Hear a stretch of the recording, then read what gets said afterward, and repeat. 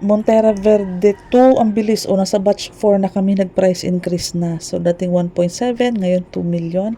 Huwag nang antayin na mag-price increase. Cindy Bernal Hapil po, sa Dream House Realty po ako. So, ano ang maganda kay Montera Verde? Sa location, pinakagitna lang siya halos. Sa unahan lang po ito ng Neoville Townhome. Sa unahan lang siya ng Tri Verde Rosa. Montera Verde to na.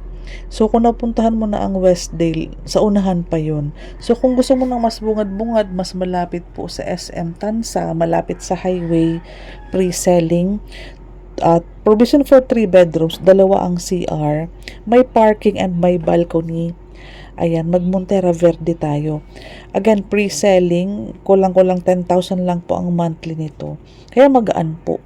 24 months down payment.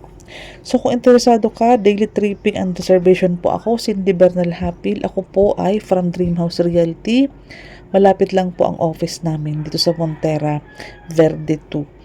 Again, nagbibigay po ako ng promo sa mga buyer na nagtitiwala sa akin. So, ayan, kausapin mo po ako. Pag-usapan natin kung ano yung mga promo na ino-offer ko sa mga personal buyer ko po lamang. Salamat po sa pagtitiwala.